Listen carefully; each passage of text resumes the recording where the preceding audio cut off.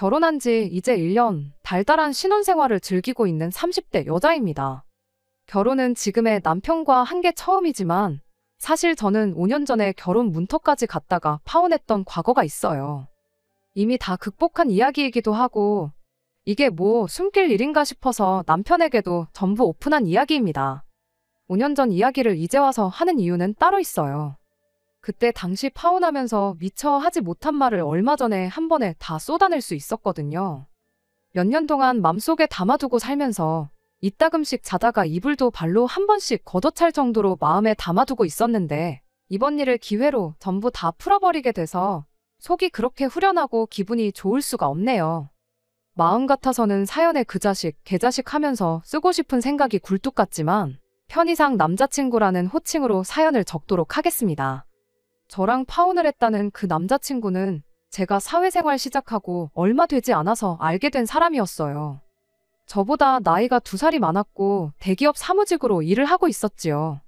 나이는 2살 차이가 났지만 저도 남자친구도 입사 첫 해를 보내고 있던 신입사원으로 사회생활 시작한 시기는 거의 비슷했어요. 서로를 알게 된 지 얼마 지나지 않아서부터 연애를 시작했고 그렇게 3년을 더 만났습니다. 남자친구 나이가 32이 되면서 집에서 빨리 결혼하라는 압력이 들어온다는 멋없는 청혼을 받게 되었고 아무튼 그렇게 결혼을 약속하게 되었어요. 결혼 이야기가 나오자마자 남자친구가 제게 먼저 제안했던 게 있는데 결혼은 반반 결혼을 하는 게 좋겠다는 말이었습니다. 그때 당시에도 남자가 집해오고 여자가 혼수를 해온다는 말은 옛말이나 마찬가지였고 다들 반반 결혼을 선호하는 분위기였습니다. 그래서 저도 반반 결혼하는데 아무런 거부감이 없는 상황이었어요. 거기에 추가로 남자친구가 먼저 부모님 손 안 벌리고 결혼하고 싶다는 말을 하더라고요. 저는 흔쾌히 알겠다 했고 자신있게 부모님 손 벌리지 않고 반반 결혼하자고 먼저 말을 꺼냈으니 당연히 저는 남자친구가 모아놓은 돈이 꽤 되는구나 하고 생각을 했었어요. 그런데 막상 까놓고 보니 남자친구가 모아놓은 돈은 제가 모아놓은 돈의 절반 수준밖에 안 되는 돈이었습니다. 제 통장에 얼마가 있는지 확인한 남자친구가 돈을 어떻게 이렇게 잘 모았냐며 칭찬을 해주긴 했는데 그 말을 꺼내는 표정이 어찌나 당황스러웠는지 굳어버린 표정을 감추지 못할 정도였어서 그때 대번에 돈을 많이 안 모아놨다는 사실을 눈치챌 수 있었어요. 제 정확한 월급에 대해서는 연애 3년 하는 동안 알려준 적이 없었습니다. 자기가 대기업 다니면서 월급 잘 받으니까 비교적 유명하지 않은 회사 다니는 제가 하찮은 월급을 받고 일을 한다고 생각을 했던 건지 아니면 자기 씀씀이만큼 저도 돈을 쓰고 다닌다고 생각을 한 건지 그런 부분은 말해주지 않았으니 잘 모르겠지만 하나 확실한 건 부모님 도움 없이 반반 결혼하자는 말을 꺼냈을 때 어느 정도 그런 생각을 가지고 있었을 수도 있겠구나 하는 생각이 들었어요. 아무튼 먼저 반반 결혼하자고 말을 꺼낸 사람이 남자친구인데 남자친구 돈이 모자라다고 해서 제가 피땀 흘려 모은 돈을 어디다 버리고 올 수도 없는 노릇이잖아요? 결국 남자친구는 부모님한테 손을 벌릴 수밖에 없었습니다. 어떻게 이야기가 잘 되었는지 남자친구가 모아놓은 돈에 더해서 1억을 지원받아 오기로 했어요. 그 덕에 덩달아 저도 저희 어머니께 손을 벌릴 수밖에 없었지요. 저희 어머니께서는 흔쾌히 모자란 만큼의 돈을 해주셨어요. 사실 아버지 돌아가시기 훨씬 전부터 해서 저 시집갈 때 되면 준다고 돈을 따로 모으고 계셨다고 하시더라고요. 그 액수가 꽤 큰 금액이었던지라 그 돈을 전부 다 받아오면 남자친구가 또 집에다가 손을 벌려야 할 상황이라서 딱 제가 필요한 만큼만 받기로 했습니다. 그렇게 2억 6천이라는 결혼 자금이 생기게 되었는데 크다면 큰 액수지만 신혼집이며 신혼여행을 포함한 전반적인 결혼식 비용을 생각해보면 엄청 빠듯한 돈이었어요. 다른 걸 떠나서 집 문제만 생각해도 이미 벌써 돈이 모자란 느낌이더라고요. 저희 어머니께서 저 준다고 했던 돈을 다 받을 걸 그랬나 하는 순간도 있었지만 그 돈을 다 받았더라도 욕심만 더 커졌을 거라는 생각에 가지고 있는 만큼에서 잘 준비해 보려고 했습니다. 그런데 하루는 안 그래도 모자란 예산인데 남자친구가 어머니가 주셨다고 하면서 저한테 글씨가 빼곡하게 적혀있는 예단 목록을 건네줬습니다. 일반적으로 받는 예단 품목들에 금이며 명품이며 아주 이것저것 적혀있더라고요. 제가 대충 봤을 뿐인데도 돈 2, 3천으로는 택도 없을 것처럼 보였습니다. 안 그래도 돈이 빠듯한데 상견례 때도 말 한마디 언급 안 했던 예단 목록을 이제 와서 건네주냐고, 그리고 반반 결혼하는데도 굳이 받으시려고 하는 이유가 뭐냐고 따질 수밖에 없었어요. 남자친구는 그런 제 질문에 친척들 눈도 있고 어머니 지인분들도 있고 그런데 보는 눈이 많아서 예단을 생략할 수가 없는 상황이라고 하더라고요. 상견례 때 아무 말이 없던 건 그때야 우리가 양가 도움 없이 결혼하기로 했던 상황이었지 않느냐고. 그런데 자기 부모님이 1억이나 되는 거금을 지원해준 지금 예단을 요구하는 건 당연한 절차가 아니겠냐고 하더군요. 그래도 우리 예산이 빠듯해서 집 알아보는 것만 해도 머리가 터질 것 같은데 예단까지 해가면 너무 힘들 것 같다 설명을 해줬더니 남자친구가 한다는 소리가 자기 주변에 먼저 결혼한 친구들한테 물어봤는데 우리보다 없이 시작했는데도 여자 쪽에서 예단은 다 해왔다더라 하면서 예단만큼은 포기할 수 없다는 굳은 의지를 보여줬습니다. 아들 결혼시키는데 지원을 해줬으니 본전은 뽑아야겠다는 소리로밖에 들리지 않았습니다. 그렇게 말은 하지 않았지만 당장 그 예단 해드리는 것보다 그 돈 돌려드리고 대출받아 이자 내는 게 오히려 더 싸게 느껴지더라고요. 그래서 남자친구한테 차라리 지원받아온 그 돈 도로 돌려드리라 했어요. 그냥 내가 모아놓은 만큼에서 당신이 모자란 만큼만 받아오라고, 그렇게 반반 결혼하고 예단은 생략하는 게 좋겠다고 솔직한 제 생각을 말했더니 남자친구는 그런 제 말에도 계속 엄마 체면 이야기만 꺼내더군요. 저랑 좀처럼 의견이 좁혀지지 않는 와중에 남자친구가 그제서야 짜증 가득한 말투로 한다는 소리가 자기가 돈을 그만큼밖에 모으지 못한 이유가 따지고 보면 너한테 있는 거라며 제 탓을 하기 시작했어요. 어처구니가 없더라고요. 남자친구 말은 이거였어요. 저랑 3년 연애하는 동안 데이트 비용으로 나간 돈이 어마무시하기 때문에 돈을 모을 수 없었던 거라고요. 남자친구가 모아놓았던 돈은 3천이었고 제가 모아놓은 돈이 7천이었습니다. 3년 연애하면서 데이트 비용으로 4천만 원을 썼다고 하기엔 가당치도 않은 소리나 마찬가지였어요. 데이트 비용, 칼같이 계산해서 정확히 반반을 냈던 건 아니지만 여태껏 저도 데이트 비용을 같이 부담했었거든요. 이따금씩 남자친구가 기분 내겠다고 전부 계산했던 적이 있지만 그럴 때면 저도 그 다음번 데이트에서는 제가 전부 계산하는 식으로 했었어요. 아무리 못해도 남자친구가 밥을 샀으면 커피는 제가 사는 식으로 꽤나 합리적인 데이트를 해왔었습니다. 그렇다고 저한테 뭐 몇백만 원, 몇천만 원 하는 명품 선물을 사줬던 적이 있던 것도 아니었어요. 암만 남자친구가 저보다 더 많은 비용을 부담했어 봐야 말 그대로 밥값하고 커피값 정도의 차이잖아요. 저희가 3년 연애한 기간이 일수로 1000일 조금 넘었어요. 그 긴 일수 동안 저희가 하루도 빠짐없이 매일같이 만나 데이트를 했다고 치고 남자친구가 밥 사고 제가 커피를 샀다고 쳐서 넉넉 잡아 남자친구가 저보다 하루에 3만 원씩 더 썼다고 쳐서 계산을 해봐도 그 금액이 3천만 원밖에 안 돼요. 여전히 1천만 원이 부족한 계산이죠. 그러니 남자친구가 데이트 비용을 내느라 저 때문에 못 모았다는 말은 말도 안 되는 억지밖에 되지 않았지요. 그런 건 계산도 안 해보고 저랑 데이트하느라 돈을 못 모았네. 지가 그때 얼마를 더 썼네. 이딴 소리를 하고 있으니 어이가 없었습니다. 결국 그날 예단에 대해서는 그렇다 할 합의점을 찾지 못했는데 집에 가서 어머니한테 이 사실을 알리니 어머니께서는 당신이 돈을 해줄 테니 그냥 해달라는 거 해주라는 식으로 나오셨어요. 어차피 저 결혼할 때 전부 다 주려고 했던 돈 그거 다 안 받아가지 않았느냐 하시면서 그 돈으로 해주는 거니까 걱정 말라고 하시는데 엄마 주머니 사정이 걱정돼서 그러는 게 아니라고 얼토당토 않은 계산법 운운하면서 어떻게 본전 찾아가려고 하는 게 뻔히 보이는데 원하는 대로 해주고 싶지 않은 거라고 했죠. 제 말에 저희 어머니는 괜히 해달라는 거 안 했다가 결혼 생활 내내 시댁에서 너를 고깝게 보고 싫은 소리 하고 그렇게 내버려 둘 바에 그냥 두 눈 꾹 감고 해달라는 거 다 해주고 제가 앞으로 생색을 내는 게 더 나은 방법 아니겠냐 하시더라고요.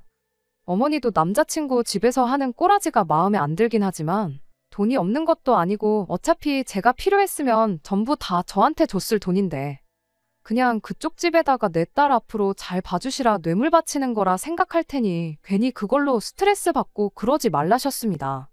어머니 말씀에도 저는 도무지 이 상황을 이해하기도 싫었고 받아들이고 싶지 않았지만 결국 어머니의 설득 끝에 예단을 해가기로 했습니다. 이래저래 견적을 내보니 2,500 정도 들어가더라고요. 언짢기는 했지만 어머니 말대로 좋은 게 좋은 거 아니겠냐 생각하려고 노력했어요. 예단 이야기가 해결되니 남자친구 집도 더 이상 번거롭게 굴지 않았고 그 뒤로부터는 결혼 준비가 일사천리로 진행이 되기 시작했습니다. 그렇게 결혼식 날짜까지 다 잡히고 청첩장도 돌릴 만한 사람들한테 다 돌린 상황이었어요. 예단 문제로 티격태격하긴 했지만 남자친구랑도 더할 나위 없이 좋았고 제 첫 해외여행이나 마찬가지였던 신혼여행 생각에 한참 들떠있던 어느 날이었는데 언젠가부터 어머니가 안색도 안 좋고 평소랑 다르게 너무 쉽게 지치고 힘들어하셔서 어머니를 모시고 병원을 다녀오게 되었습니다. 그리고 그때 어머니가 간암 판정을 받게 되었습니다. 제 결혼이라는 경사를 앞두고 어머니가 간암이라는 사실을 알게 되니 세상이 무너지는 것 같았어요. 그래도 한숨 놓을 수 있었던 건 암이 그나마 초기에 발견되었고 초기라면 완치율이 높다는 사실을 듣게 되었기 때문입니다. 어머니가 좀 힘드시겠지만 결혼식도 참석할 수 있을 정도였고요. 그런데 저희 어머니가 암이라는 소식을 들은 남자친구 집에서 아주 난리가 났더군요. 저희 어머니 걱정 때문에 난리가 난 거였으면 참 마음뿐이라도 감사스러웠겠지만 애석하게도 그 난리는 저희 어머니 걱정 때문에 그런 건 아니었습니다. 당시 예비 시어머니였던 남자친구 어머니한테서 저한테 직통으로 전화가 걸려왔어요. 결혼 준비하는 내내 남자친구 어머니와 할 이야기가 있으면 남자친구 통해서 했지. 제가 직접 연락하거나 저한테 직접 연락이 왔던 적은 한 번도 없었거든요. 그 덕에 붙일 정도 거의 없는 거나 마찬가지였는데 통화를 하고 나니 거의 없던 정도 뚝 떨어지더군요. 전화로 저희 어머니 상태가 어떤지 심심한 위로의 말을 건네기는커녕 전화 받자마자 저한테 한다는 소리가 아무리 어머니가 암이라도 나한테 해오기로 했던 예단건에 대해서는 절대로 차질없게 잘 준비하라는 소리였으니까요. 어이가 없어서 말이 안 나와 입만 뻐끔거리고 있었는데 사람이 약속을 잘 지켜야 하는 거라며 첫 단추부터 이상하게 끼울 생각 하지 말라고 하는 겁니다. 그 말을 들으니 애초에 첫 단추부터 안 끼우는 게 맞겠다는 생각이 들었어요. 하지만 먼저 대화로 풀어보는 게 좋겠다 싶어서 그 길로 남자친구를 불러냈어요. 그 무례함에 대해 사과를 받기 전까지는 저도 도통 기분이 풀리지 않을 것 같아서 남자친구한테 이게 무슨 상황이냐 한마디 따질 생각이었지요. 남자친구는 걱정이 가득한 눈빛으로 저희 어머니 때문에 제가 속이 아니겠다며 걱정을 해주더군요.